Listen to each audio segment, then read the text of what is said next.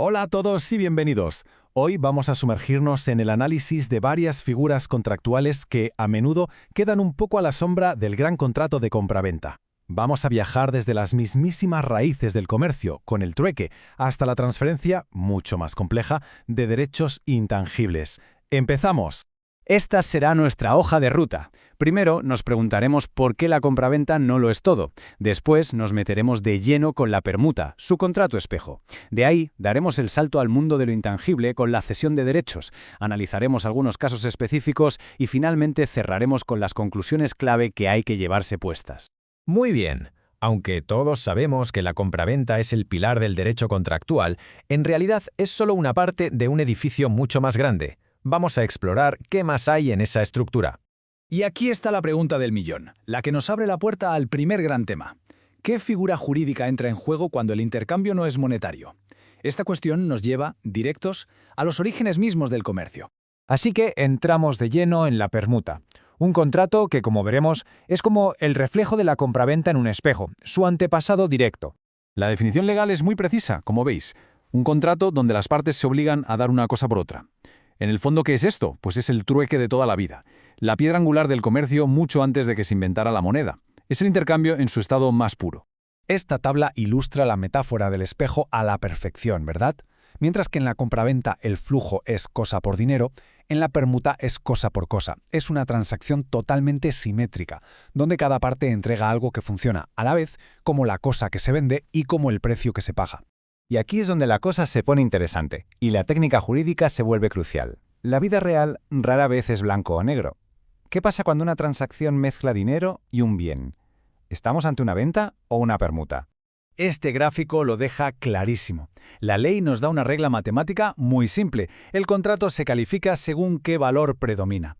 Imaginemos un coche que vale $20.000. Se paga con $12.000 en efectivo y una moto valorada en $8.000. Pues bien, como el valor del dinero es mayor que el de la cosa, el contrato es una venta. Si fuera al revés, si la moto valiera más que el dinero, entonces sí estaríamos hablando de una permuta. Vale, ¿y cómo nace este contrato? Pues la regla general es que es consensual. Basta con el acuerdo de voluntades. Pero ojo, y esto es crítico, existe una excepción solemne. Si lo que se intercambian son bienes inmuebles o derechos de herencia, la ley exige que se haga por escritura pública, para que el contrato sea válido. Perfecto.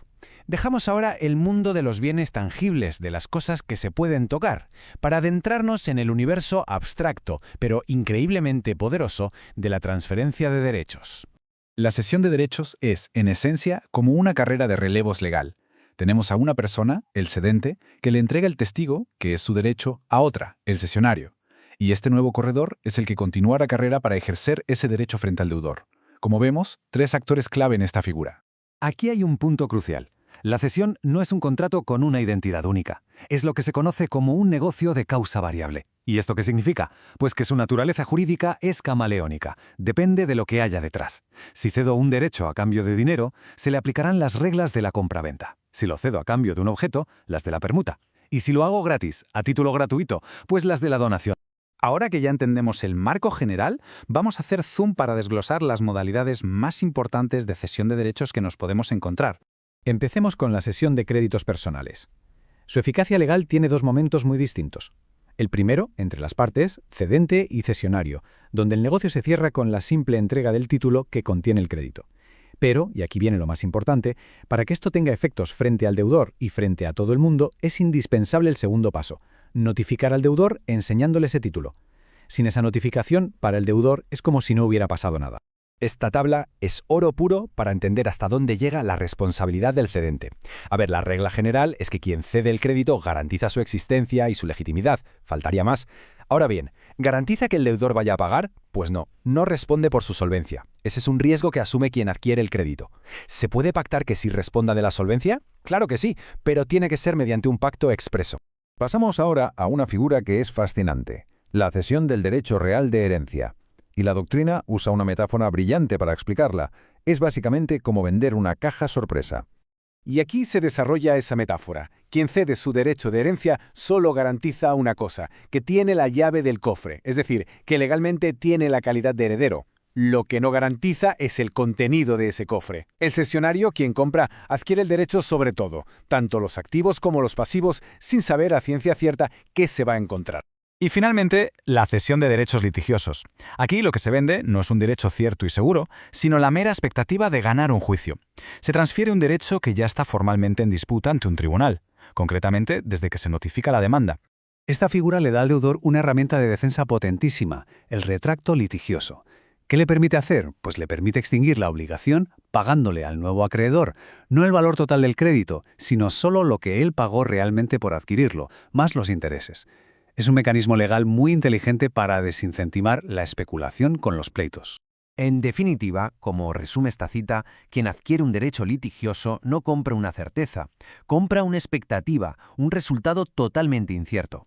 Por esa misma razón, el cedente no responde en absoluto del resultado del juicio. La suerte del litigio es un riesgo que corre íntegramente el cesionario.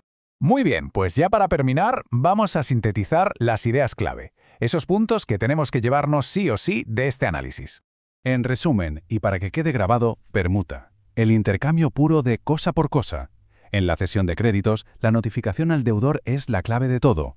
En la cesión de herencia se garantiza el título, la llave, pero no el tesoro.